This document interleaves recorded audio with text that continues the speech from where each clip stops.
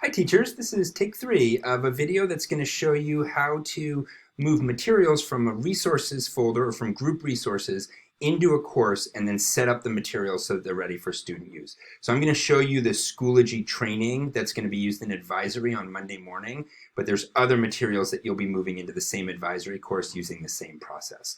One quick note before I get started. First of all, a few quick notes. One is that this is going to be a longer video. Most of my videos I try to make 2 to 3 minutes. This one will be closer to 8 minutes because it's a multiple step process. I want to make sure I show you the whole thing. However, I did record this and upload it to YouTube, and I highly recommend using YouTube for your screencasts for students for a few reasons. First of all, it's widely accessible on multiple platforms and easy to access, but probably more importantly, if you look right here somewhere, you'll notice the little cog, and you can actually speed up these videos. So if you don't want to listen to me for 8 minutes, you can do ×2, and I'll talk a little bit faster like this, but if you can keep up, then you can do it in 4 minutes. Or if I'm going way too fast, which many people say I speak too quickly, you can do half speed and it'll slow me down and give me a deep voice, but you can follow along, or you can pause or do other things as well. Also for students, the YouTube videos have closed captioning, so English learners can read along as they're listening, and it'll even translate it into multiple languages. So really, really good for access for multiple students if you take the extra step to put your videos on YouTube. One final note, a special thanks to the LMTs at all the schools who helped to organize all these materials and get them ready, as well as Jackie Corso, who's an assistant principal at Cupertino, also has worked with me in Summer Academy, and she and I started building these videos in the spring for Summer Academy, and she's gracious enough to allow us to use her voice and face in the videos for all students in the district. So thank you, Jackie, and thank you to the LMTs. And with that, we're going to get started here. And I'm actually going to take my face out of here so that I'm not distracted by it. I'm not sure if I can. Anyway, we'll just move on. So here is the a typical dashboard. This is just like a DO teacher account that I'm using. You should have a bunch of courses, including one called Advisory, which will have all of your advisory students in it. It will have no materials when you start with it. So the first thing you're going to do is add materials, and you're going to import from resources. Every teacher in our district was just joined automatically into a staff room at their school, so you should be able to find the staff room for your school. And then in that, in Cupertino, there's a bunch. In the other ones, you'll see definitely an advisory materials folder, which I'm moving in today. And then inside this folder, there will eventually be multiple folders. Here's the one that I'm adding right now. You just click on it and do import. You can do advanced options while you're in here. I would recommend just importing it, and I can show you how to fix things once it's inside. So now the materials are there, and you can open the folder and notice that there are 2 different folders, one that's required and then other that just has other materials for them. But the next thing you need to do is set up the gradebook. In the advisory, we're not giving grades, but the gradebook is the place where you can track to see which students have completed which assignments. So the first thing you have to do, I forgot I did this early, is there will be no categories. You have to click add, and then you're going to add a category. The categories don't matter, but there has to be a category in order to use the gradebook. So I'm doing categories by the folders. So Schoology Basics was the first one. And then you want to change the scale. It's going to be set at numeric, and you want to change it to advisory. The advisory scale is just a credit, no credit, or complete, incomplete. Because we're not giving grades. We just want to know that they've completed it. So once you do that, that's all you have to do in the grade setup and click Save Changes. Then you have to go into the gradebook, and if you have materials that don't have, oh, these all do have the categories. Interesting. I did this before. I didn't see it this way. So anyway, you might see a blank. When I first tried this, it was blank. If you click on these 3 dots here, I want to show you this feature in the gradebook called Bulk Edit, which is super helpful. See how these categories are all set up? Oh, this is because I matched them already with the categories from the resources. So these will probably say ungraded.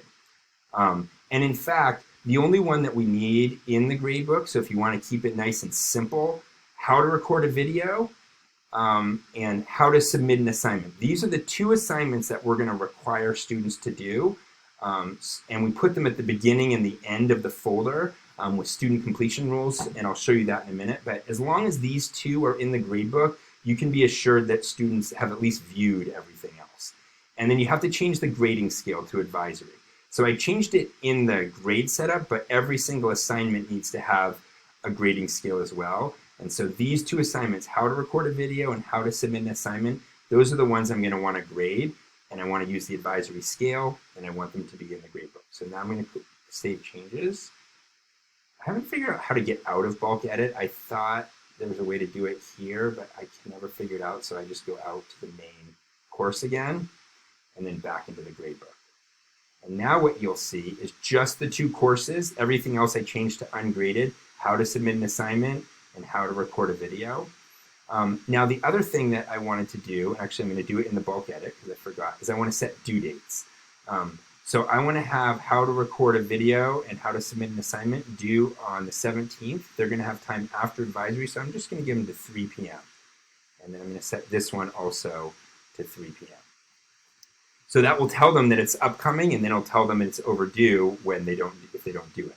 So now, and actually, if you want to have one before, like I want this one to be first, so I'm going to have this one due at 3:01, just so that I'll show you on the other side in my gradebook.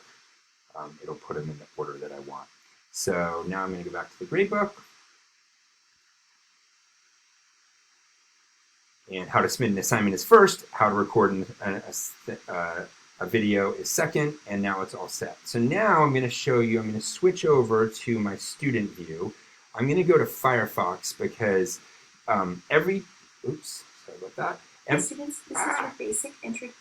Every teacher in our district has a student account, like mine is Josh Maisel student. If you want to know how to access it, ask your LMT. It's fine for teachers to use it, but you have to remember to not set up your student account in the same web browser as your teacher account. So if you use Chrome for your teacher account, like I do, then I use Firefox for my student account, or otherwise Schoology gets confused and it won't let you access documents that you need. So here I am. If a student clicks on this course, the first thing they see is just this folder.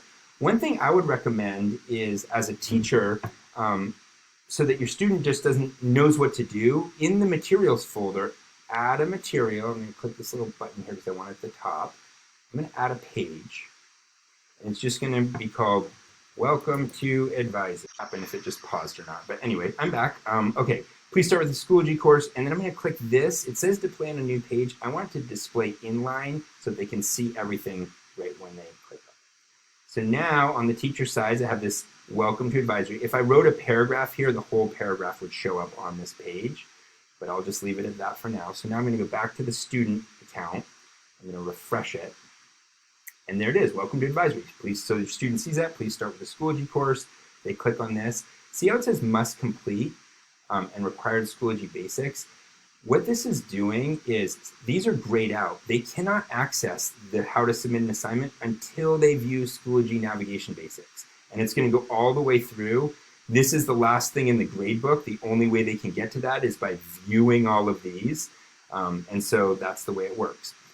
One other thing that I noticed is that, which I'm going to fix before I send this to you, is that the first assignment, it says submit assignment here for the student, but right here it says there's nothing to submit for this assignment. It's because the submissions are enabled and I need to disable them. So I will show you how to do that. Actually, I wonder if it did it for all of them. We have to check that. Okay, so anyway, I watched the video. I'm not going to watch it for you, but then you click next. Now I can get to this one. For this one, I have to submit it. And this assignment, all they're doing is writing like, this is my assignment. But if I go back, if I don't submit an assignment and I go back here, I can't do the next assignment. I can't click on it. So they have to submit. See how it says must make a submission. So now it's all set up for the students. Once they make this final one, they can view this and then they're done with the course. So the one last thing I'm going to check here, actually, I am going to submit so I can check this. Submit an assignment.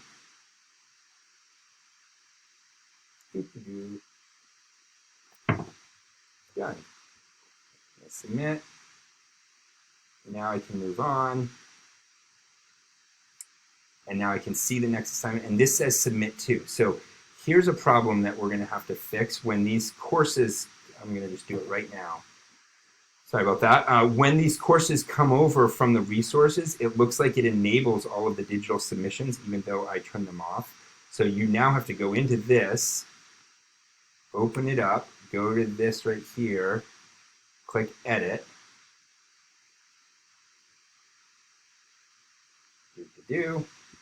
And this is submissions enabled, disable submissions.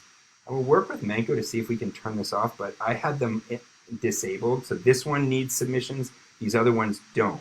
So you go edit, and you can't bulk edit this, I don't think. You just have to do it individually. So that's a good thing to note. And then one other thing I should check before I sign off here is, yeah, this is not highlighted. Comments are disabled. That's good. You do not want students to be able to comment. They can be like, I hate this assignment.